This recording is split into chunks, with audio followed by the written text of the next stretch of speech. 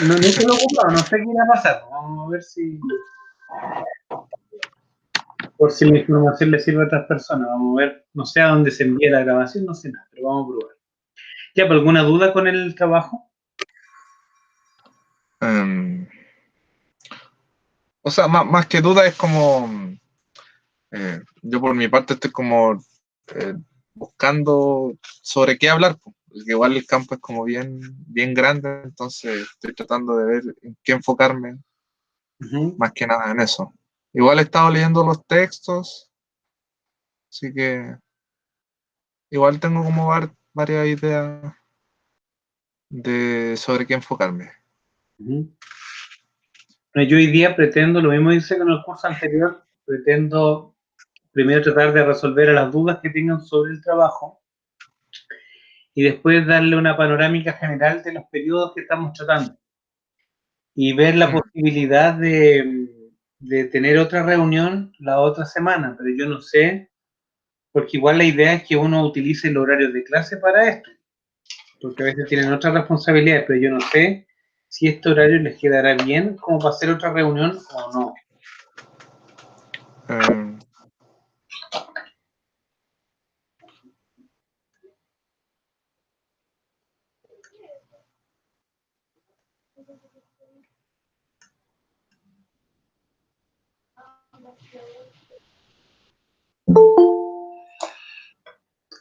Ven, llegan nuevas personas.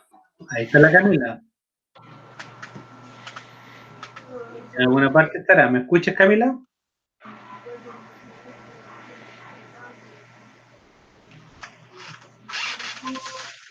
Sí. Camila, ¿me escuchas? Sí, Ahí sí. Ah, qué bueno. Ya estoy esperando a que lleguen más compañeros tuyos, pero por lo pronto le estaba comentando a tus otros compañeros que está Marcelo y Valentina sobre el trabajo, pero también quiero ocupar un rato para explicarles el proceso histórico que interesa en este curso, para a ver si también de ese modo le aclaro otras dudas. Estaba pensando si de tener otra reunión. El curso anterior le quedó bien el bloque de las 14:30 a las 16 horas. Entonces, mi pregunta es si a ustedes les quedará bien también ocupar este espacio. Yo sé que hay compañeros que a lo mejor no se van a poder conectar por distintos motivos, es decir, que les falten, no sé, computadores, espacio, no sé. Lo otro sería ocupar el horario que corresponde de la clase, porque ahí no debiesen tener ningún inconveniente en lo que es la organización del trabajo académico. Pero yo no sé si en el trabajo de la casa también es compatible el asunto, porque hay un montón de realidades distintas que yo sé que están viviendo. claro. De hecho, yo hoy día en la mañana, de hecho, mi hijo está en clase, pues, entonces tengo que asesorarlo, colocarle también computador, también tuvo clase online, mi hijo es chiquitito, va a cumplir 8 años este mes, entonces hay un montón de cosas que se escapan a una clase normal. Claro. ¿No? Y todas las habilidades que tiene que trabajar en esa época, que sean online, que fuerte. Mire, yo creo que va a llegar una época, no ahora, no es el caso de ustedes, pues yo creo que después los estudiantes del futuro, perdón, los estudiantes del futuro, van a decir, ¿por qué tengo que ir a la universidad? Yo vivo en Peñaflor, pues, hagamos a clase online, miremos aquí para no tener que viajar. Mi papá es profe también, igual dice lo mismo, como que después no va a haber la necesidad, pero yo, para mí, eso, no sé, que es fuerte, pues, Sí, pues, fuerte no tener ese contacto, ese, sí, sí, no exactamente. sé, Yo espero que no ocurra, porque si no es muy impersonal. exacto. Oiga, profe, ¿le Ya, molesta que almuerce? ¿qué pasó? ¿Le molesta si almuerzo? Ah, sí, yo dije moverse. No, claro que no. Solamente no le pegues con tu tenedor o la cuchara al plato, porque va a sonar muy intenso. Por eso en la orquesta las campanitas, los triángulos los ponen siempre al final de la orquesta, porque su sonoridad avasalla, por muy sutil que parezca. Ya, pues, entonces, ¿alguna consulta primero sobre el trabajo? ¿Alguna duda que tengan? Yo les puedo explicar de nuevo lo que está en la pauta. A ver. ¿Le explico la pauta de nuevo? Sí, Hablemos de eso. En la pauta, bueno, yo a todos les he dado el mismo, por lo general yo ese trabajo lo suelo realizar igual, con coronavirus, sin coronavirus. Es un trabajo que se acerca al formato de lo que son los artículos, podría ser también un ensayo, pero a mí me gustaría mucho que, no sé, porque se pudieran acercar a la relación con lo que es el escribir, el relatar, sobre todo pensando que la historia es un relato, la historia es un género narrativo en el fondo, narra. Entonces, una historia que no escriba, que no desarrolle un relato, es una historia muy extraña. Por eso se llama un proceso historiográfico. El tema de lo gráfico tiene que ver con la escritura. Eh, yo no sé si tuve la oportunidad de mostrarle a ustedes la figura de Clio, que era la musa de la historia. La musa de la historia tiene, la pueden buscar si quieren. La Tiene monja. a Clio. Bueno, ustedes la pueden buscar para no salir de aquí. Clio era una musa. Ustedes saben que la palabra música viene la palabra música viene de las musas griegas. Clio era una musa que era la encargada de la historia y siempre suele ser representada con un instrumento musical en una mano y con un libro en el otro, así como están ustedes ahora, así como más o menos algo muy parecido.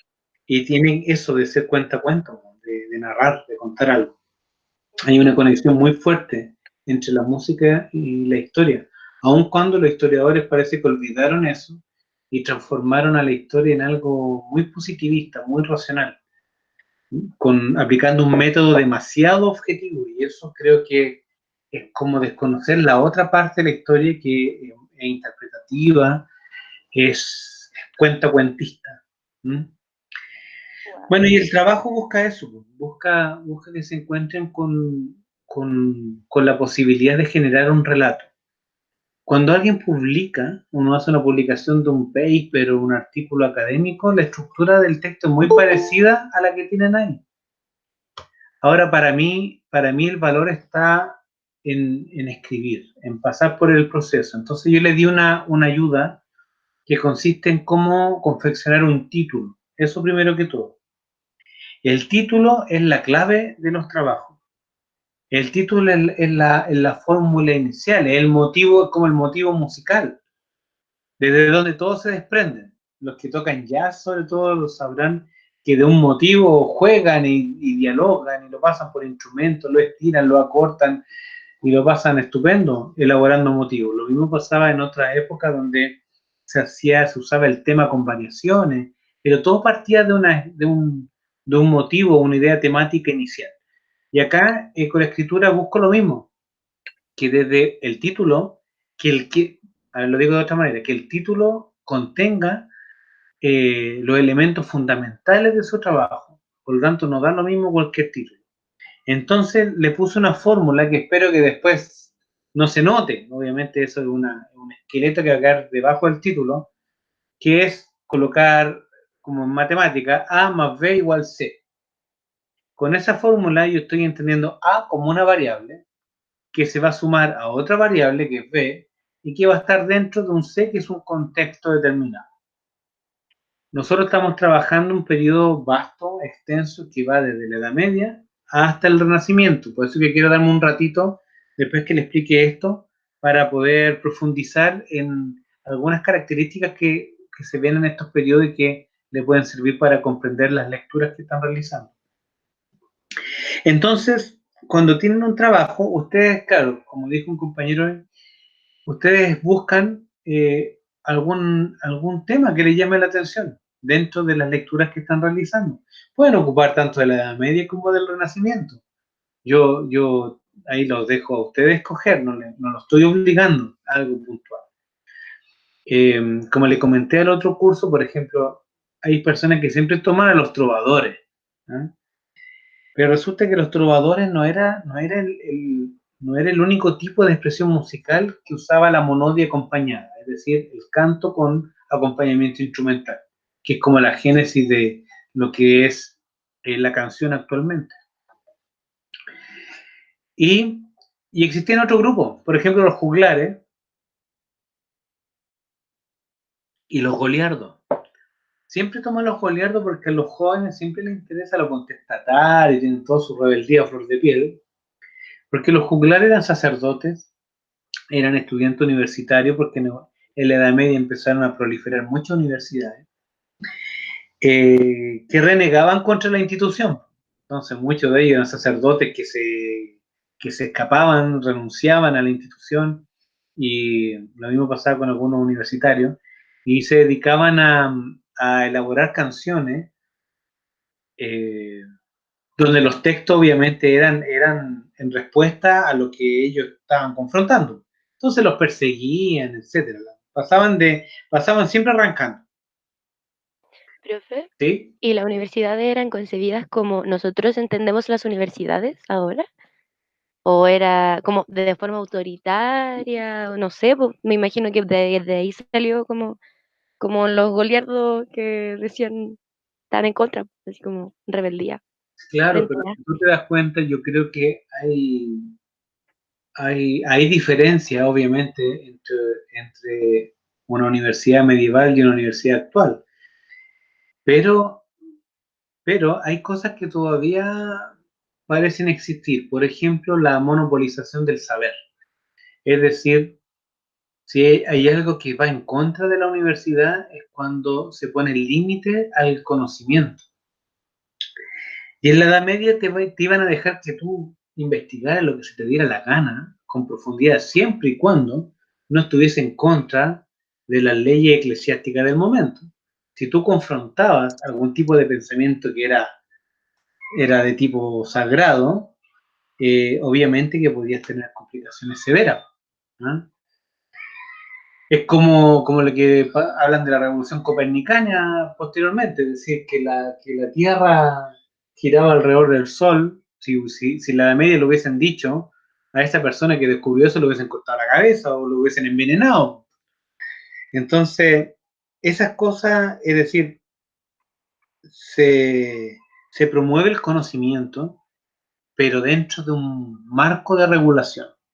Y fíjense que nosotros, ya que la Valentina hizo la pregunta, esto es un comentario aparte, yo veo las universidades y yo creo que es como una de las grandes amenazas a la libertad real del conocimiento, es que lo enmarcan los programas de estudio, los programas, los marcos de regulación que tienen los ministerios, en este caso el Ministerio de Educación, frente a las universidades, con todo lo que es el sistema de acreditación y todas esas cosas. Entonces, si tú quieres conseguir becas, si tú quieres desarrollar tu actividad, tus conocimientos, tienen que estar dentro de un marco.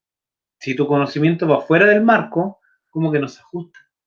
Lo mismo pasaría si ustedes ahora, inclusive yo le estoy diciendo esto, pero si ustedes presentan un trabajo que no se ajusta al marco, a la pauta que yo le estoy dando, vamos a tener problemas. ¿Se dan cuenta? Es decir, hasta yo mismo caigo en el mismo problema. Ahora, lo que yo trato de entregarles es un marco, una pauta, una estructura básica para para que el contenido que ustedes van a desarrollar pueda tener consistencia.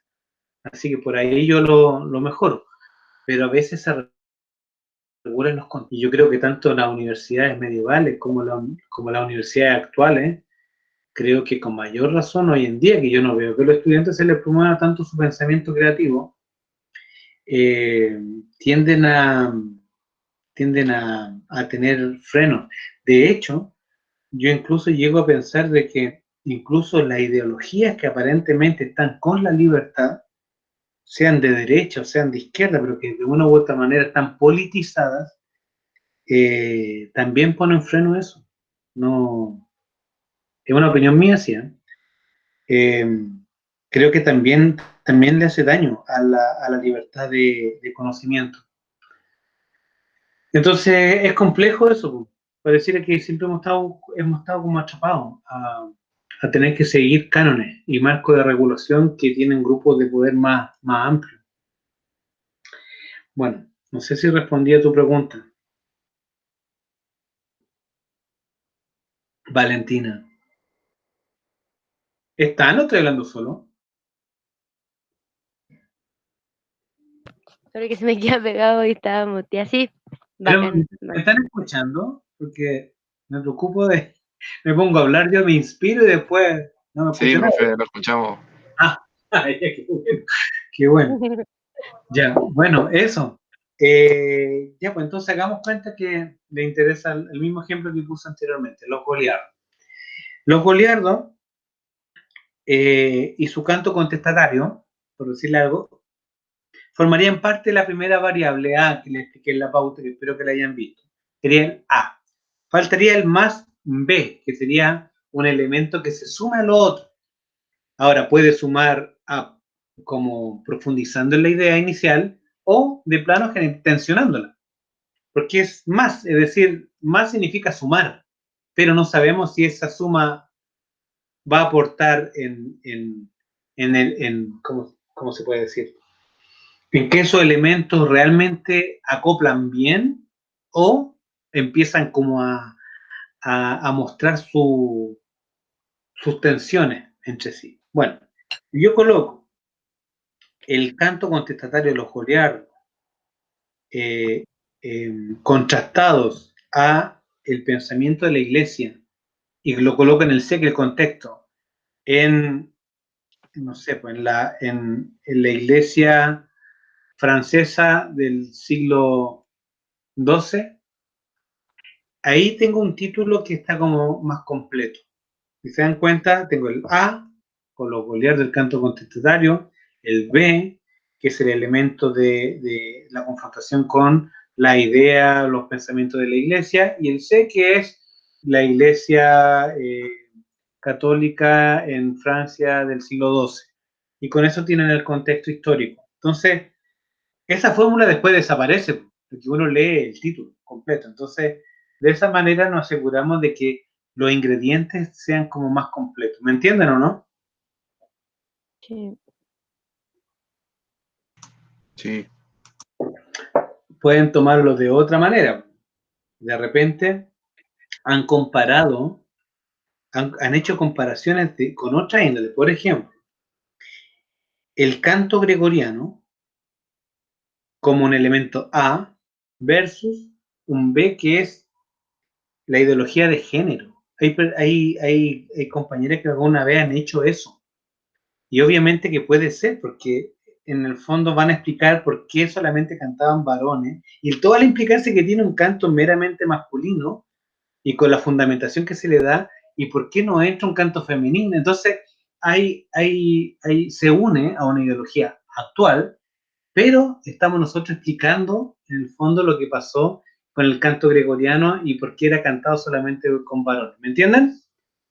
Ahí tienen como otra manera de abordar el problema. Es distinto, la variable B se sale del parámetro temporal que estamos tratando, pero ocupa una ideología del futuro y se la llevan para atrás y la ponen ahí en choque.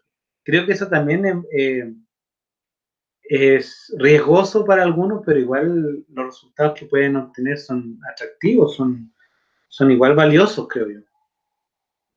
¿Me captan? sí. Profe, una consulta. Sí. ¿Se puede hacer, por ejemplo, contrastar temas de la materia con la actualidad? Por ejemplo, el otro día estaba leyendo sobre los instrumentos también que existían en esa época, y hay muchos que son muy parecidos a los instrumentos folclóricos que existen hoy en día. Acá en Chile, por ejemplo, había un instrumento, no recuerdo cómo era, o sea, no recuerdo cómo se llamaba, pero era igual a un rabel chilote, por ejemplo. El rabel es medieval, claro. Claro, Puedes tomarlo desde esa manera, pero para eso tienes que colocar, por ejemplo, el rabel medieval y su proyección en el Ravel chileno en un contexto X. ¿Me entiendes? Ah, ya. Pero que no se te olvide una cosa. Lo que a nosotros nos importa, y ahí, aquí tenemos el marco de regulación del programa, en ese caso dar cuenta del Ravel medieval. Es decir, si tú lo Claro. contrastas con el Ravel chileno, tienes que tú siempre ver qué heredó el Ravel chileno del medieval. Claro, ¿Entiendes? ¿qué es lo que quedó finalmente? Claro, la relevancia tiene que estar en el medieval. En ese caso tiene que ser así. ¿Me Claro. capta? Pero Sí, sí, sí. absolutamente puede ser. Ya. Claro que puede ser. Gracias. ¿Otro comentario, otra pregunta para seguir? Porque estamos en el título.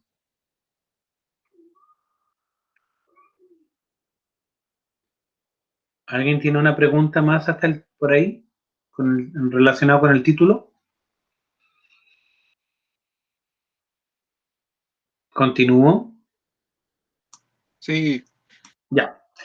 Sí. Luego viene el resumen que lo dejan para el final. Ahí son 100 palabras que de una u otra manera tienen que dar cuenta en poquitas palabras qué es lo que buscaron hacer y qué encontraron. En 100 palabras, que es un párrafo, no sé, por decirle algo, 5 renglones con suerte. Eso es lo último que van a abordar. Lo que viene es la introducción. Y la introducción, como se lo expliqué en la pauta, tienen que dar a conocer, primero que todo, por qué escogieron ese tema. Por ejemplo, ¿por qué el Ravel? ¿Por qué el Ravel medieval pudo tener importancia para las personas que están investigando? Tienen que justificarlo. ¿Por qué incorporan eso y no otro elemento? Pueden haber hablado de tantas cosas, pero se le ocurrió el Ravel.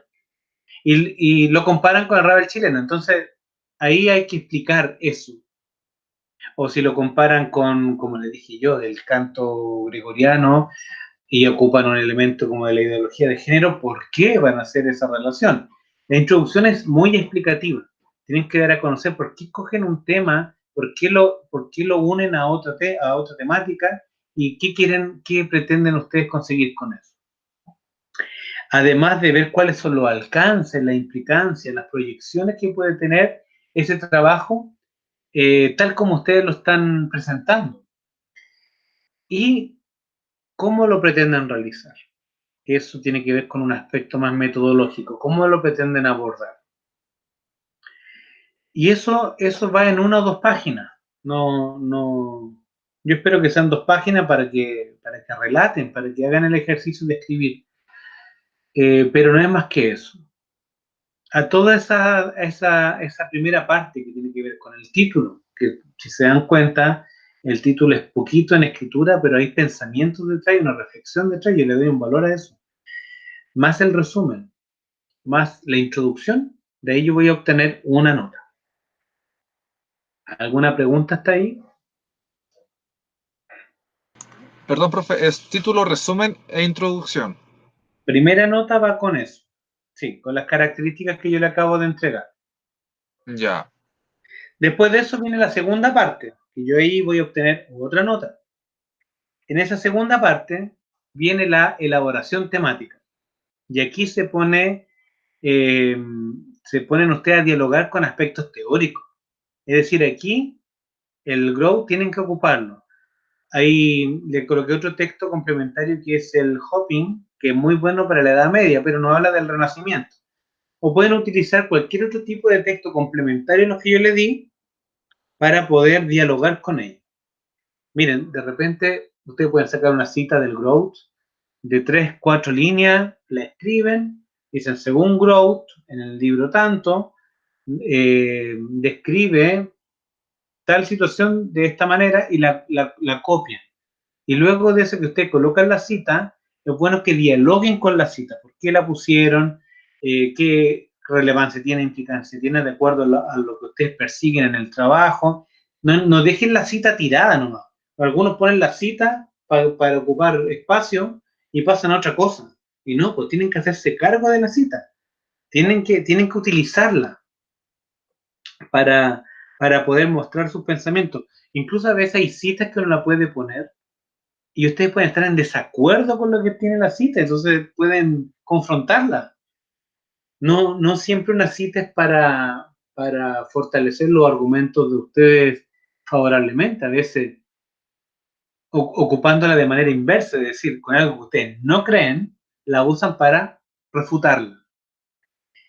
Pueden, si necesitan otro tipo de texto, ¿no? Y ven que el Grow no les sirve, el mismo Google, pueden colocar en el Google académico, a veces aparecen paper, investigaciones, artículos pequeños, donde narran temáticas como la que ustedes buscan. Pueden colocar en el Google libros, colocan palabras claves, y los buscadores de texto precisamente los dejan en ese espacio. Entonces no tienen para qué leer todo el libro, simplemente sacan el trocito que a ustedes les llamó la atención, no más de 4 renglones, lo copian, lo pegan en el texto y dialogan con él.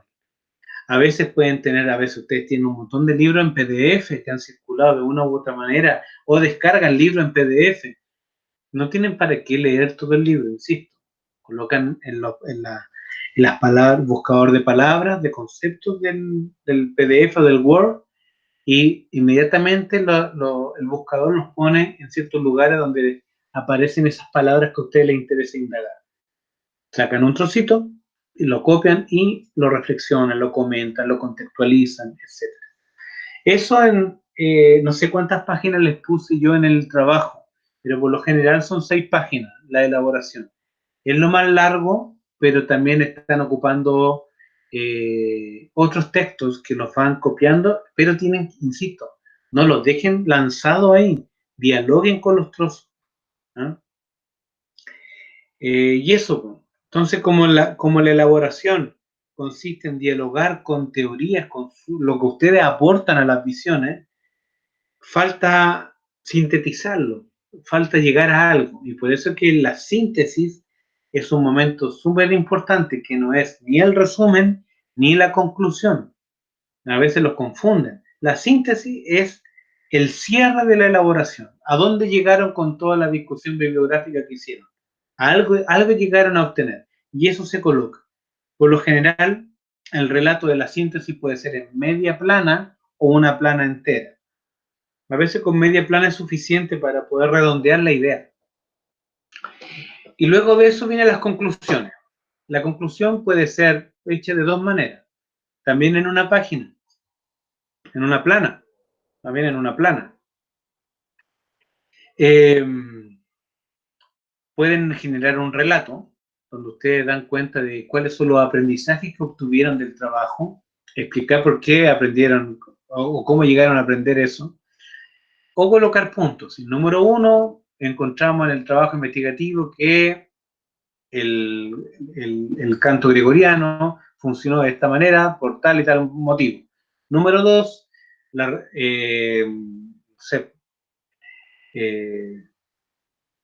dar cuenta de qué fueron encontrando en el fondo.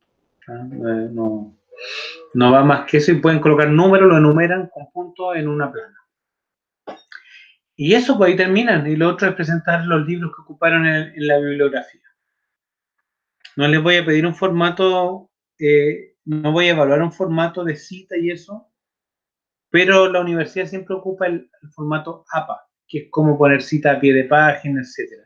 Si la quieren ocupar, si ya la han ocupado en otros cursos, están en eso, ocúpenla, pero no le voy a prestar atención a otros elementos por ahora. Y eso, ¿alguna consulta hasta ahí? ¿Sí? Viendo los apuntes, que nosotros como que con el grupito le pusimos súper bueno al principio de todo esto, y como que nos leímos, nos repartimos capítulos, etcétera, y encontré una duda que había ¿Ya? escrito al principio, que era: ¿podemos transmitir lo que sea? Me acuerdo de haber analizado como los primeros 2 capítulos, ¿Ya? y tenía esa duda, así como, si está bien argumentado, puedo hablar de lo que quiera: sexualidad, género, no sé, cosmovisión. Pero recuerda una cosa, que el trabajo tiene el A y el B, ¿te acuerdas tú? Con las variables, pues, como la fórmula del título, claro. Si una de esas 2 variables tienen que estar sumamente aterrizada a el aspecto de la Edad Media o el Renacimiento. Esa tú no la mueves, porque Claro. eso nos asegura ser atingente al periodo que estamos tratando. Pero la otra variable, sí, esa tú la puedes utilizar Es que perfectamente. vale, es súper cuática la materia. Yo estoy muy, no sé si enamorada es la palabra, pero como que me encuentro muy, no sé cómo explicarlo. Y me gustaría como acotarlo, no acotarlo, ¿cómo es la palabra? No sé, aplicarlo quizás, analizarlo desde vistas que tenemos ahora, po, como, Ujú. Sí, no sé, por ejemplo, dio el ejemplo del género, sí, pero asimismo con otros factores. Esa era mi duda, así como si podía transmitir, se refiere como al final, claro, estamos posicionando el trabajo en un lugar, pero, por ejemplo, las cabras que hablaron sobre el género transmiten como una crítica al tema del patriarcado, po, sí, básicamente. Entonces, claro, entonces la respuesta es como sí, sí está bien sí. situado y bien Y, argumentado. y lo único que te pido, Valentina, es que el trabajo no termine saliendo de nuestro ámbito temporal por el tema del curso, ¿entiendes? Ya.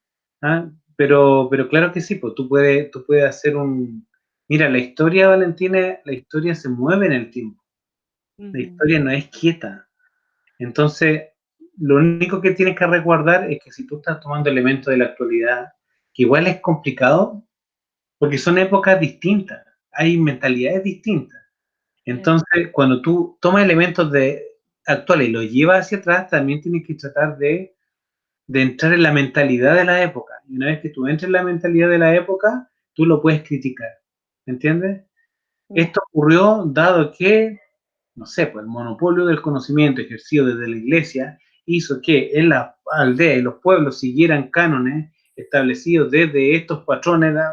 No sé, pues te das cuenta que empezáis tú a explicar el por qué actúan así, pues. Ujú, ¿Me entiendes? Y después de eso, si tú quieres, puedes ver cuánto, en las mismas conclusiones, tú puedes decir cuánto de eso igual queda todavía. Que no, que aunque sea tan alejado el periodo, te das cuenta que de repente hay que la condición humana como que mantiene modos de ser que son antiquísimos, que todavía están ahí dando vueltas. Y claro que sí, pues, eso si te das cuenta, el trabajo adquiere relevancia, adquiere sentido, no es, tiene vida, no es un trabajo muerto. Por eso es que me da lata que de repente queden para, de que en nuestro trabajo porque sé que tienen un montón de otras cosas que cumplir y que como tan alejado. Ojalá, a mí me encantaría pensar de que ustedes, aunque tengan otras actividades, piensen esto, que le den vuelta cuando tienen algún momento de reflexión. Eh, Fíjense que a veces hay ideas que ustedes las pueden tener en la mente y pueden estar viendo una película, pueden estar viendo una película y como que lo que están revisando con la lectura, con la reflexión que tienen, la pueden la pueden poner en diálogo hasta con una película. Y a veces surgen ideas interesantes a partir de eso. Lo importante es que le den vida. ¿Alguna otra pregunta?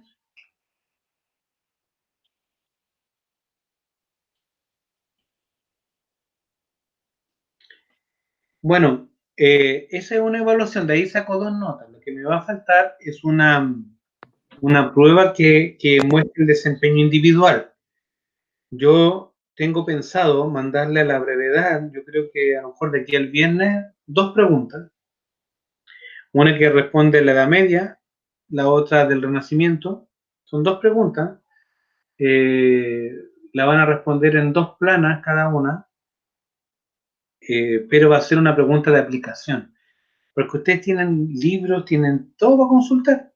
Simplemente quiero que busquen una manera para responder a la pregunta que yo le hago, encontrando la mayor cantidad de argumentos posibles.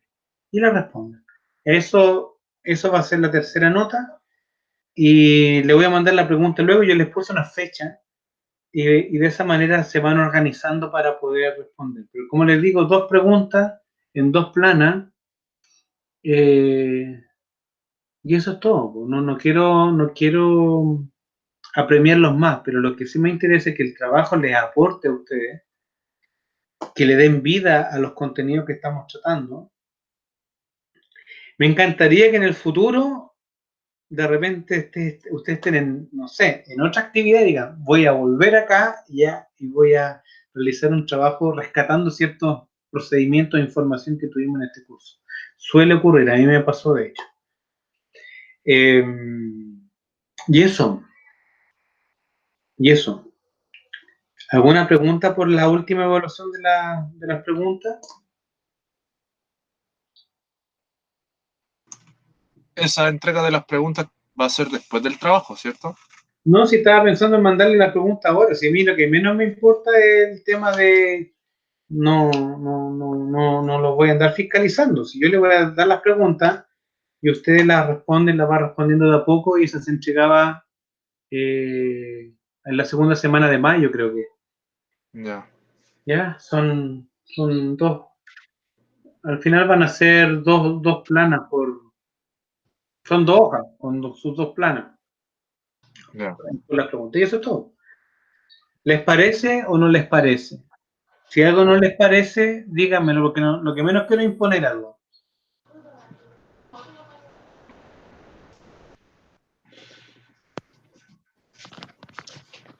¿Aló? ¿Se escucha? Hey, te estoy escuchando.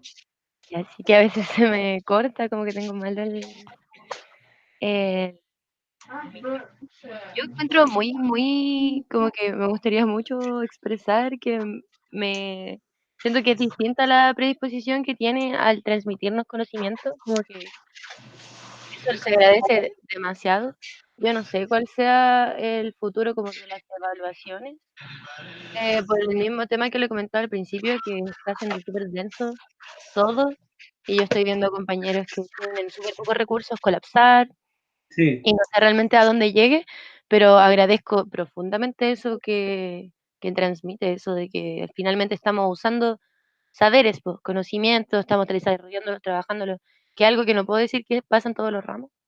Y Uh-huh. eso quería como expresar. Bueno, muchas gracias, pues se agradece. De verdad que yo a veces escribo cosas y digo, no sé cómo la van a tomar, pues, pero siempre ha sido la intención de ayudarlo y que esto tenga sentido y no hacer las cosas por completar una calificación que me parece que eso sí que es nocivo, ¿no? Que no les quede nada de aprendizaje y lo único que justificamos fue una nota. No creo que sea ese el camino de la universidad, como lo hablamos un poco al principio. Ya, si no tienen más preguntas, le quiero explicar parte del proceso de esta, sobre todo el camino de la Edad Media al Renacimiento. Me interesa mucho comentarle eso. ¿Alguna pregunta? Algo que no me quedó muy claro fue 2 preguntas y para cada pregunta 2 planas o Sí, en total. 2 planas por pregunta. Ok, eso Sí, era. Ujú. sí, 2 planas por pregunta. Mira, no lo. Seguramente, tal vez hasta podríamos responderlas presentando algún tipo de citas, tal vez, y dialogar con ellas si a ustedes les interesa comentarlas. No lo he pensado todavía muy bien, pero creo que les puede aportar igual y lo hacen dentro de los tiempos que ustedes puedan organizarlo.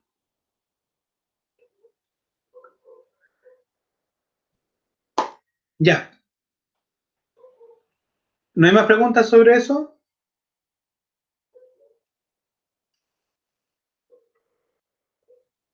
¿Están? Sí. Ah, Sí. ya, Prosiga. ya, gracias. Bueno, mira, yo les mandé varios videos, perdón, los subí a la plataforma. Hay algunos que dan cuenta de instrumentos musicales. Yo a veces trato de buscar videos en YouTube.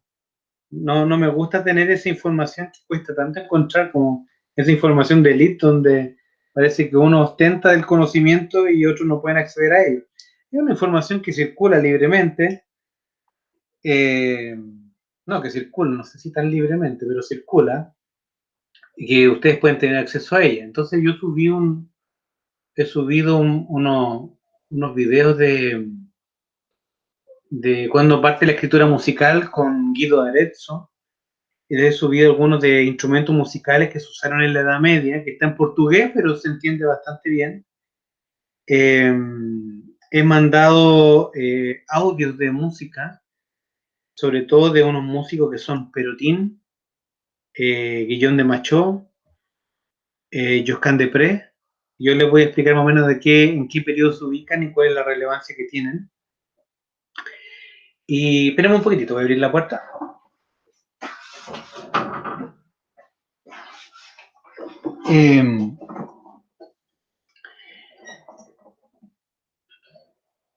Y claro, me interesa que lo ordenen un poco en el tiempo. Es decir, cuando uno habla de los trovadores, cuando uno habla de los juglares, por lo general estamos hablando en la Edad Media, pero del siglo XII. Precisamente el siglo XII, XII-XIII. Cuando hablamos nosotros de la escritura musical con Guido d'Arezzo, cuando Guido empieza, que era un monje, empieza a trabajar precisamente el tema de la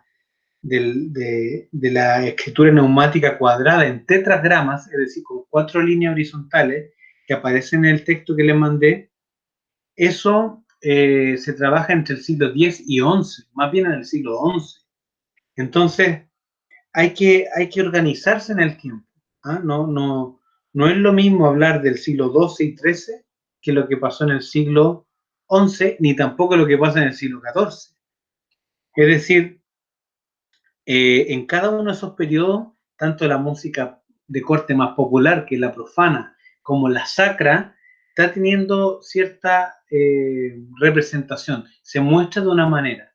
Ya hasta, por lo menos, diría yo, hasta como el siglo XII, la música profana, la de corte más popular, va pero muy lejos en el desarrollo técnico, organológico de los instrumentos, le gana, pero por lejos a la música sacra.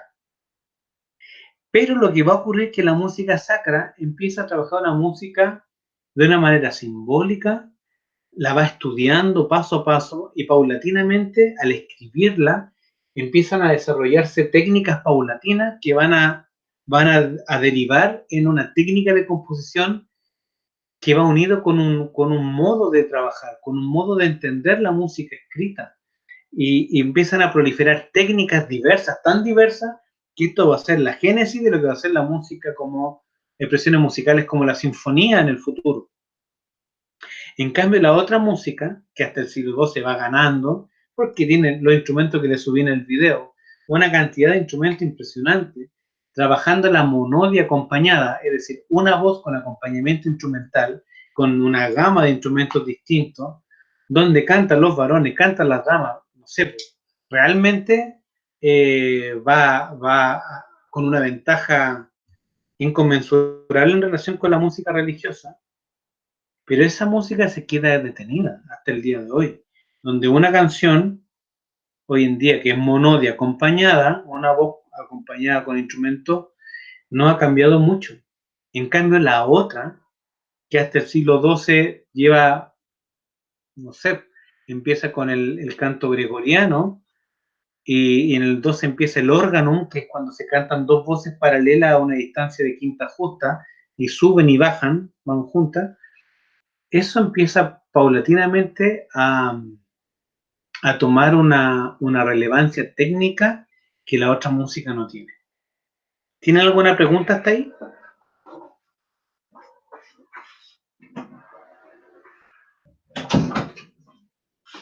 Sí, ¿no? Tal vez.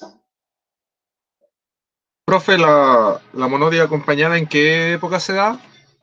La monodia acompañada viene, fíjate que en la cultura occidental los griegos ya tenían una monodia acompañada. De hecho, yo les debo haber mostrado unos ejemplos del canto el himno de Seikilos, donde una persona canta y acompañada con el instrumento, con la lira. Entonces se usaba mucho eso de cantar y la lira tocaba la misma nota, es decir, ya la voz ya era acompañada por instrumento. Así que Claro. eso te lo digo desde Grecia, pero si nosotros empezamos a ver otras expresiones musicales como africanas, indígenas, no sé, pues tal vez la monodia acompañada es mucho más antigua de lo que uno cree. A mí me pasó una vez que estaba escribiendo para una revista y dije, a ver, voy a fundamentar bien, y llego y hablo de la canción, de dónde viene la canción. No terminaba nunca de encontrar precedentes y llegamos hasta los cantos aborígenes, entre comillas, canto indígena. Entonces, por eso le digo yo que Es relativo. Ahora, con lo que estamos conversando nosotros en la Edad Media, ese tipo de canto, recuerden que nosotros tenemos un punto de partida con el canto hebreo, ¿se acuerdan de eso? Y habíamos hablado de la caída del Imperio Romano y como que las culturas se entremezclan. Entonces, los instrumentos ya existen, pero los instrumentos se usaban más en la música pagana para los romanos, que sería la música profana, no en la música de culto religioso. En el culto religioso, por lo general, era simplemente la voz o algún tipo de instrumento que simbólicamente aludiera a la divinidad, como las campanas. La campana, la luz, los instrumentos de bronce. El bronce siempre se relacionó con la altura, con los emperadores, con los dioses, etc. Entonces, claro, la iglesia católica no incorpora tantos instrumentos, porque son instrumentos paganos. Fíjense que Maurice Ravel, estamos hablando ya en el siglo XIX, llegando al XX, en la obra El Bolero de Maurice Ravel, él incorpora ¿cómo se llama? El saxofón. Y cuando incorpora el saxofón, lo acusaron de utilizar un instrumento que era como de burdeles y que era casi como una acción obscena. Y estamos hablando de una época ¿Qué es bordel? de prostíbulo. Ya. Sí, pues. Entonces, bueno, Maurice Ravel ya es del siglo XX, dije 19, 20, es del siglo XX, y aún con la mentalidad del siglo XX fue acusado igual de utilizar un instrumento que era de los cabarets y cosas como esa. Hoy en día uno jamás pensaría que un saxofón es un instrumento poco noble, o que se pueda cuestionar su presentación, pero en un momento sí la cuestionaron. Bueno, imagínense con la mentalidad de la iglesia antigua. Es decir, la voz humana, masculina, instrumentos como las campanas tubulares que también aparecen ¿cómo se llama? En el video que les subí de los instrumentos musicales. En el siglo III aparece una trompeta sin pistones que le incorporaron en la iglesia con una obra de Leonín. Y el órgano portátil, que es como lo máximo que apareció dentro de la iglesia. El resto, no, era pagano. Profe, tengo una duda. Sí. ¿La monodia acompañada es necesariamente acompañada como desde alturas, como de notas, o también es considerado percusión? O como la idea de un canto acompañado Sí, de una... con la percusión también. mm. Sí. Ahora, lo que va a ocurrir es que la Edad Media utiliza el ritmo y utiliza la armonía, es decir, ocupan acordes, por eso que hay instrumentos tan variados, pero ambas cosas. Piensa usted que un instrumento como la guitarra, hace acordes, pero también lleva el ritmo. El rasgueo genera ritmo. Entonces van como las dos cosas incorporadas, pero también podría haber sido con voz y percusión. Claro. En ese caso, una voz acompañada con percusión. Recuerden que el concepto de melodía no siempre es aplicable a la sucesión de alturas sonoras, porque una melodía es una sucesión de alturas. Es decir, hay un montón de intervalos que van avanzando horizontalmente. Una melodía tiene como eso. Pero el prefijo mel viene de miel, de lo dulce de la miel. Es decir, por lo general la melodía tiene una relación con una sucesión de alturas que resulta dulce, como agradable a quien lo escuche. Es decir, si ustedes hacen una sucesión de alturas, que puede ser una melodía, pero no es dulce, tal vez no sería melodía. Ahora, ¿quién determina que es dulce o agridulce? O si a alguien le gusta lo agridulce, ya ese es otro tema. Pero etimológicamente proviene de eso. Por eso que hay músicos que prefieren hablar de sucesión de alturas sonora. Profe, Bueno, y por eso también se prohibió en una época el tritono. ¿O no tiene nada que ver eso? es que se dice eso, pero es que Ya. eso va a ocurrir eso va a ocurrir más en el Renacimiento, más que acá. Acá la música religiosa, desde toda la Edad Media, sobre todo la que se desarrolla desde el siglo XI en adelante, va a presentar tritono. Hay música con tritono y no pasa nada. Eso va a ser prohibido en el siglo XVI con el Concilio de Trento, más que otra cosa. No. Y tiene que ver con un tema simbólico. Así como el 7 es un intervalo que se desprende de la quinta justa, porque la quinta justa tiene 7 semitonos. ¿Cuántos semitonos tiene una cuarta aumentada? Que sería el tipo 1. ¿Ah? ¿Cuántos semitonos? Uh-huh. 8. ¿O no? No. Porque un tritono es una cuarta aumentada, una quinta disminuida. Ah, perdón, eso. 6. 6. Pues claro. Yo creo que el problema, fíjate que nunca lo he leído en alguna parte de esto, pero yo creo que debe estar escrito, ¿cómo se les va a escapar? Hay unos textos de Kursach que habla de la música antigua y da cuenta de la interpretación simbólica del número. Pero yo creo que eso mismo hicieron los sacerdotes, interpretaron simbólicamente el intervalo. Y el intervalo del tritono tiene 6, tiene el 6 incorporado. Y tú sabes que pero la bestia, pues, entonces, claro, lo cortaron no porque sonara mal, sino que porque está relacionado con un elemento negativo. Porque si fuera por una tensión que le resultaba desagradable, entonces podrían haber prohibido la segunda menor. Claro. Y no pasaba eso.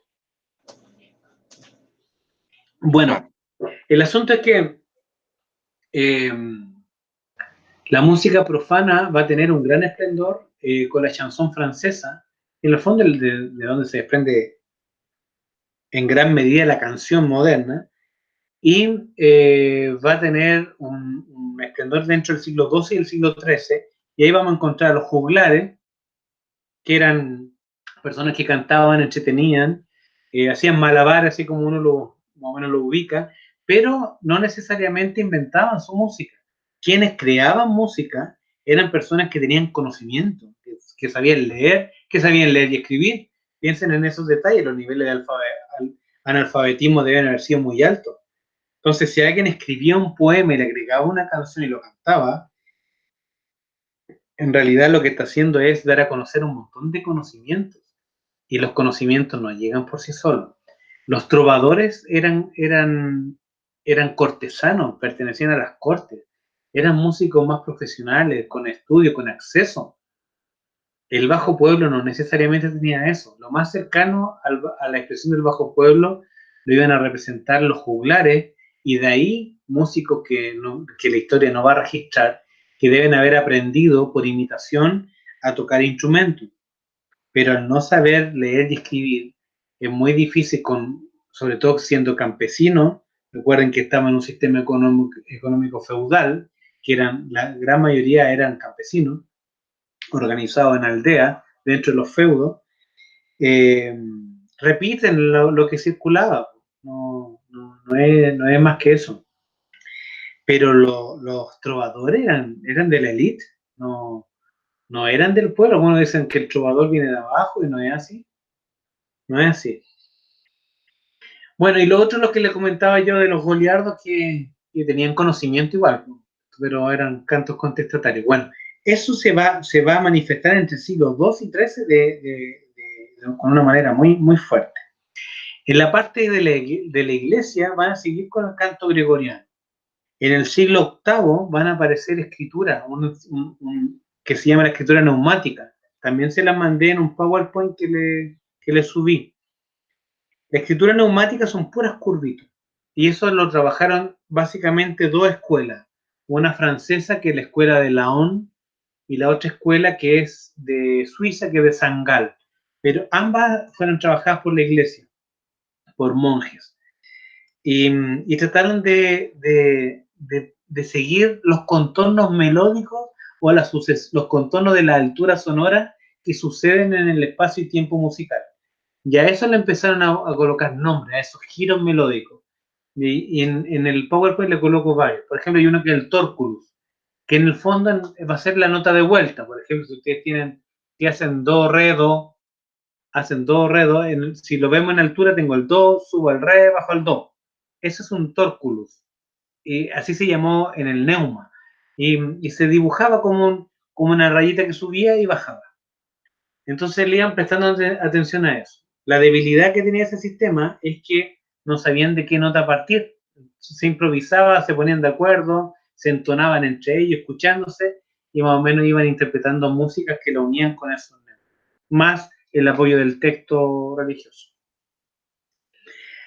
Hasta que en el siglo X, noveno décimo, aparece un autor que se llamó Ubaldo, y este Ubaldo lo que hace es pensar en colocar líneas, de colocar los neumas sobre líneas para poder observar la altura con mayor precisión, pero no lo desarrolló.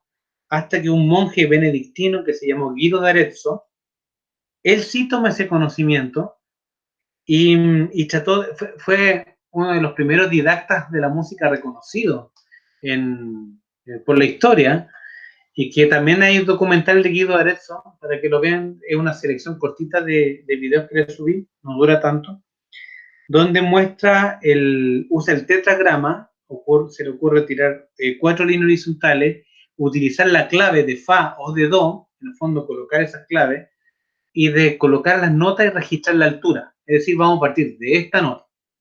Y busca a la nota, al sonido, darle un nombre. Es decir, la nota es un sonido con un reconocimiento. Y le da un nombre. Entonces se le ocurre utilizar un himno de San Juan, el himno de San Juan Bautista, y saca las primeras sílabas del texto, y con eso va dándole a cada sonido, lo reconoce con un nombre. Entonces obtuvo el do del ut, del texto que dice ut queant laxis, re, el re viene de la frase re sonare fibris, mi ira gestuorum, fa molituorum, sol bepoluti, la virreatum San Joanes. San Juan, que es el himno de San Juan Bautista, es decir, sacó la S de San y la I de Juan latino, que se escribe con I, y Joanes. Y sacó la nota así. Posteriormente, que aquí igual hay duda al respecto de dónde salió el do, pero desde mi punto de vista, ¿qué dice? ¿Se la sabe? ¿Qué es eso? Se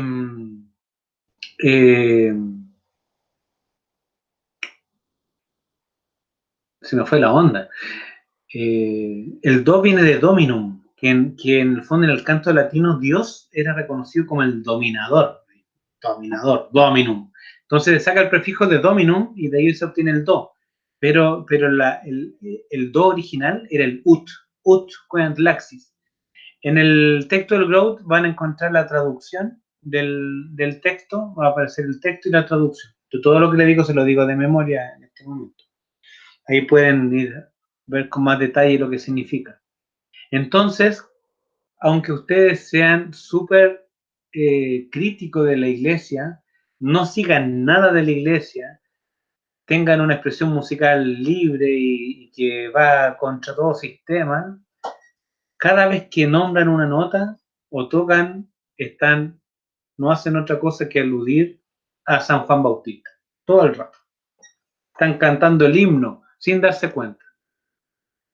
Ahí tienen otro ejemplo de cómo los conocimientos de la iglesia monopolizaron a lo que es la expresión musical. Está San Juan Bautista metido todo el rato.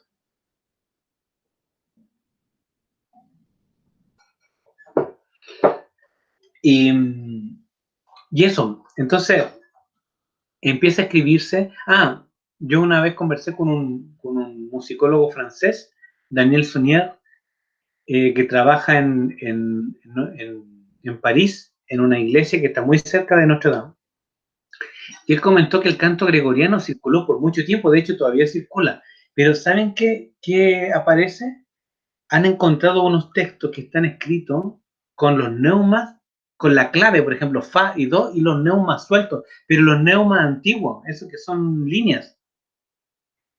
Y lo que hace Guido Arezzo es utilizar la escritura neumática, pero cuadrada, con cuadraditos, que son las mismas figuras, pero con cuadrados. En el fondo, esos cuadraditos, igual que los neumas, van a representar a la agrupación rítmica, por ejemplo, la cuartina, las dos corcheas, ¿cómo se llama? La galopa, etcétera, que son agrupaciones rítmicas. Es decir, son distintas figuras que se unen para tener un sentido, un efecto de sentido rítmico. Eso. Entonces, la pregunta es, ¿se le habrá ocurrido realmente a Guido Arezzo todo esto? ¿O él hace como reúne saberes que ya circulaban y los lleva hacia un lugar? Yo creo que eso es lo que hace. En el texto del Grove va a decir que lo inventó Guido, pero puede que la evidencia nos dé cuenta en algún momento que él sistematiza conocimientos que circulaban o que él tuvo acceso y elaboró a partir de esos conocimientos el sistema de escritura que es el puntapié inicial, el sistema de escritura que ustedes estudian en la U.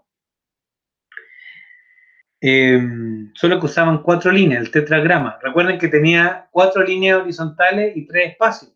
Eso no sé si alcancé a contárselo en la clase. Entre el 3 y el 4 suman 7, así que simbólicamente también hay mucho que decir al respecto. ¿Me están escuchando?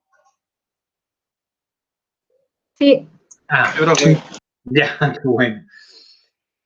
Claro, entonces lo que va a ocurrir es que ya no, los monjes, aun cuando hasta el día de hoy cantan una monodia, una voz, hasta el día de hoy eso ocurre, lo que va a ocurrir desde el siglo XI es que empiezan a cantarse con estos 7, estas quintas paralelas, que van subiendo, bajando. Eso se llama movimiento directo. Si el intervalo, una voz sube, la otra sube, si baja, la otra baja. Eso se va a llamar el órganum paralelo, que es como la primera expresión musical donde están cantando por escrito cantos que están a más de una voz, pero paralela. Ahora, hasta ahí, insisto, la práctica profana, la que tiene esa pagana, no, tocan, cantan con más ritmo, con acordes, con instrumentos diversos, etc. La otra es muy fome, pero simbólicamente muy profunda. Entonces va a llegar un momento donde en el siglo XIII van a aparecer en Notre Dame, en París, en esa catedral que se quemó el año pasado, parece, van a aparecer 2 compositores que son súper importantes. Fue Leonin y Perotin. Esos 2 compositores lo que hicieron fue trabajar el órganum, pero no de manera paralela, sino que empiezan a utilizar algo que se llamó el órganum discanto, es decir, como contradecir al canto. Si el canto sube, la otra voz baja. Es una contradicción. Si la voz superior baja, la otra sube. Entonces van a jugar con los movimientos directos, con los movimientos contrarios y los movimientos oblicuos, que es cuando una voz queda pedal. Eso ya viene de los instrumentos. Por ejemplo, la gaita medieval tiene un sonido pedal y un melisma arriba, que es como la sucesión de altura por arriba. Eso lo hacen la voz también, pero lo escriben. La nota pedal y una voz pasa por arriba o por debajo. Eso, ahí tenemos 3 tipos de movimiento: paralelo, discanto o movimiento contrario de voces, y el movimiento oblicuo, una voz pedal y la otra pasa por arriba o pasa por debajo. Eso empieza a ser como algunos le llaman el Big Bang de la música polifónica. Dicen que ahí nace la música polifónica y por escrito. Ahora, hay un texto de Kursach, que es un músico que estudió culturas antiguas, que él dice: no se puede decir que en el siglo XIII es la primera vez que nace la polifonía. Polis significa mucho, fono, sonido, porque en culturas africanas, en instrumentos que son como instrumentos de madera y de percusión, como sería el xilófono, por ejemplo, con otros nombres que se le habrán dado, al tocar ellos con su ritmo, con su riqueza rítmica, generaban polifonía. Él critica eso, de que en el siglo XIII haya nacido la polifonía, pero esta polifonía del siglo XIII es una polifonía estudiada, es decir, registrada por escrito, analizando qué es lo que hace cada voz, cómo se conectan, cómo se desconectan, y los factores simbólicos que cruzan eso. Entonces, lo que pasa con Notre Dame es súper potente.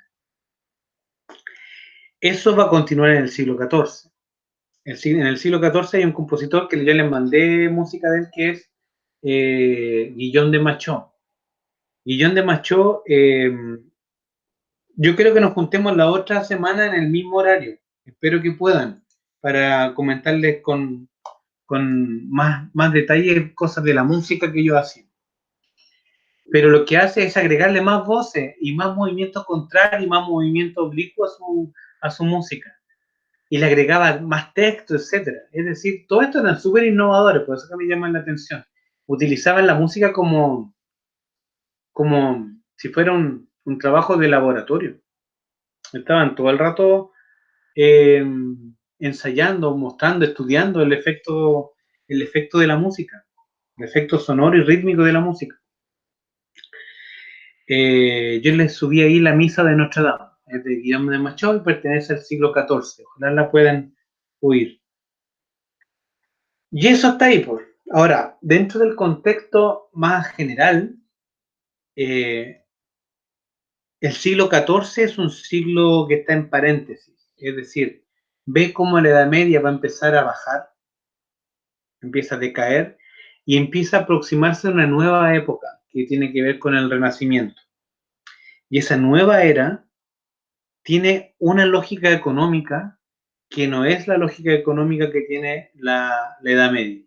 La Edad Media es un sistema feudal, es un sistema donde se reparten los territorios, sobre todo los nobles se repartieron los territorios desde la caída del Imperio Romano, cuando yo los comenté, y que de una u otra manera eso sigue. ¿Qué les faltaba a ellos? Una estructura jerárquica que pudiese articular los feudos. De ahí empiezan a fortalecerse las monarquías. Y ahí empiezan a pelearse los territorios. Hay guerra entre Francia e Inglaterra, que son batallas sin acabar, simplemente porque se pelean los territorios. Es decir, hay feudos que están dentro de estos territorios y unos los van a alegar como propios y ahí queda la escoba. Pero en el fondo las monarquías empiezan a fortalecerse. La iglesia están siendo manejadas también por las monarquías, por los centros de poder, y paulatinamente empieza a aparecer una imagen del bajo pueblo, que son los vendedores ambulantes. Y esos grupos se llamaban los burgos. De ahí viene la burguesía en el futuro.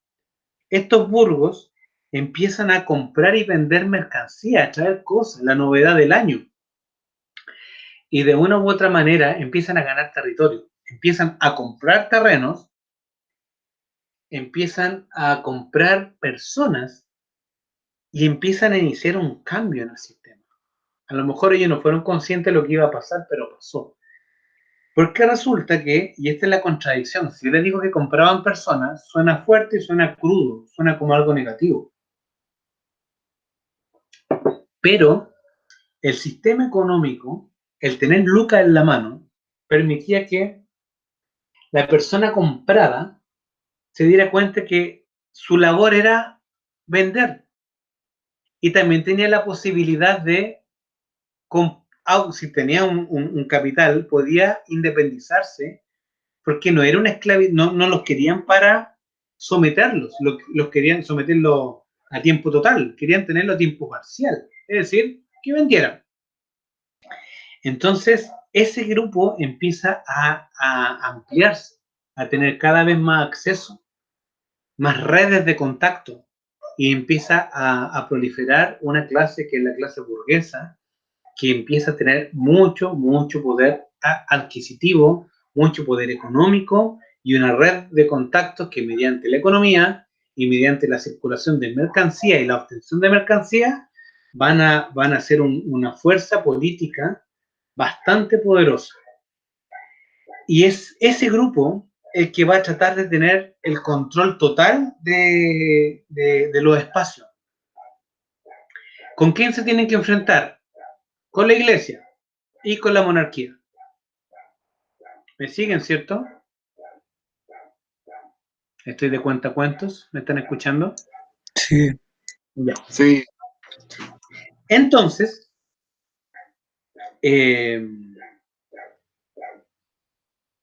ese grupo, a través de el dinero, empieza a financiar actividades religiosas. Y al final te van a terminar comprando la actividad religiosa. Y como no pueden tener acceso a la monarquía, van a utilizar, en el Growth aparece mencionan a personas con nombre y apellido, ¿eh? Yo no, de memoria ahí, nunca lo he registrado, porque igual lo encuentro perverso, pero utilizan a la mujer, porque la monarquía se pasa el poder por filiación, y por los primogénitos, por los varones, es decir, se lo pasan a través de la sangre, y es el varón el que asume el trono.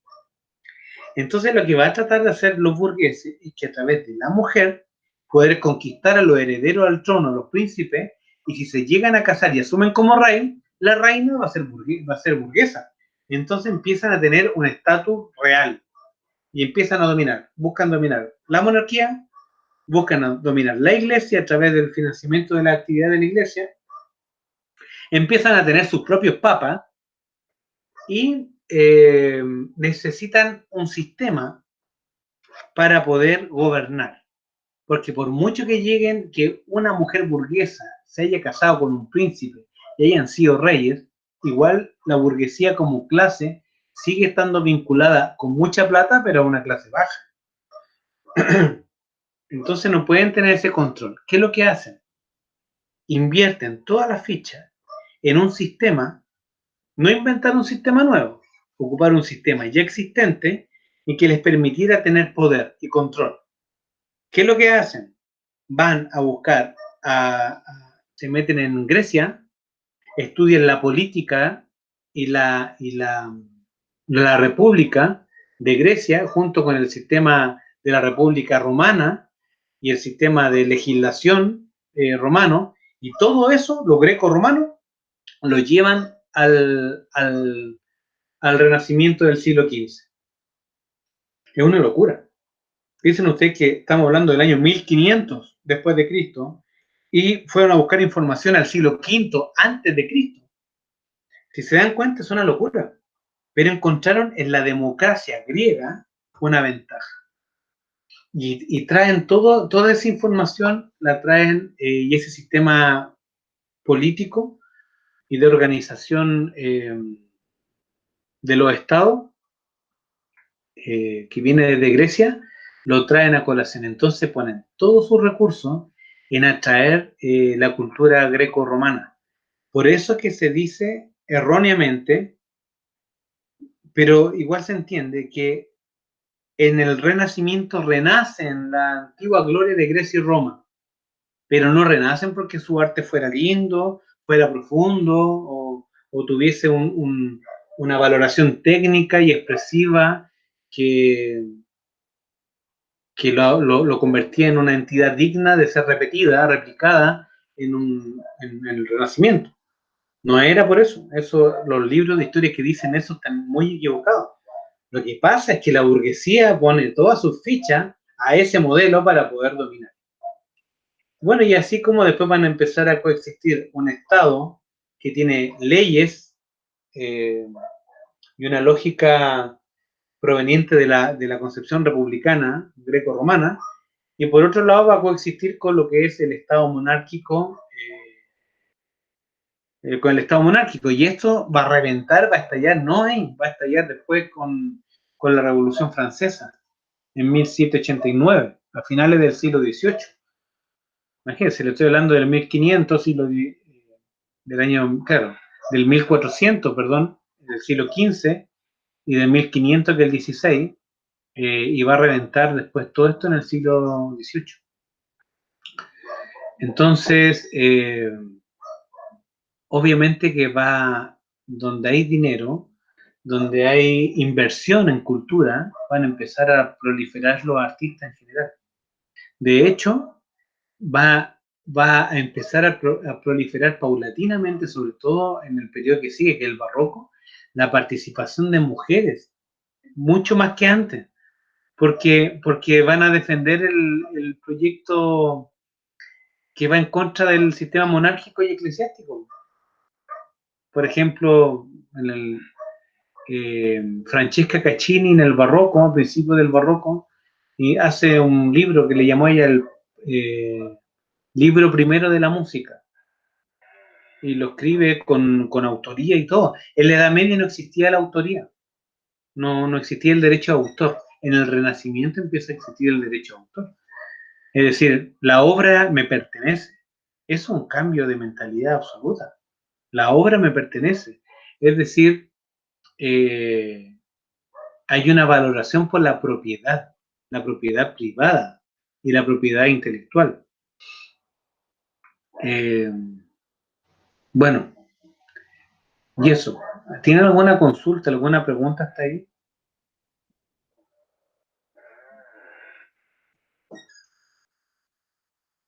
No se quedaron dormidos, ¿verdad? ¿Están ahí todavía? Camila, Pablo, Valentina, Benjamín. Hay 6 conectados. Estamos acá. ¿Cómo estamos? Muy bien. ¿Sí? Bien. Ya, no los quiero marear con más información. Simplemente traté de llevarlo a un viaje en este ratito y conducirlos para ver si podía clarificar de pasada algunas dudas. Pero ese es más o menos el viaje que estamos siguiendo. ¿Tienen alguna pregunta?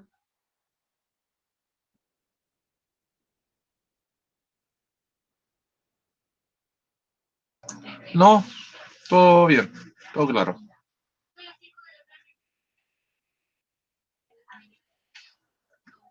¿Les queda bien si nos juntamos el otro lunes a la misma hora para explicarle un poco más de música y darle alguna... ¿Sí? La Valentina dice que sí. Sí, Ya. ya. Ya. Entonces, agéndenlo. Yo igual les voy a mandar la invitación, pero déjenlo agendado por si tienen otra actividad y dicen, no, que tenemos justo una actividad. Y ahí les explico otro poquito de este proceso. Y yo desde aquí puedo colocarles música. Les puedo explicar la misma música que les mandé para guiarlo un poco. ¿Ya? Ya, profe. Ya. Ya, pues. Alguien me escribió. Mira, yo no... Es primera vez que grabo. No sé, cuando corta acá, no sé si la grabación se va directo a la plataforma o me llegará al correo. No sé a dónde va, a dónde va a llegar la grabación. Dice grabando nomás. Yo voy a cortar y si la tengo, la subo. Si la puedo subir, la subo y la pueden descargar después. Ya voy a intentar. No le aseguro nada porque es primera vez que lo hago. Sí, lo vemos después. Ya pues, eso. Ya, profe. Gracias. Sigan con su trabajo. Nos vemos la otra semana. ¿Les parece? Sí, Ya. Muchas gracias. Nos vemos entonces. Que estén muy bien y cuídense. igualmente, que esté bien. Que estén bien usted y su familia. Chao.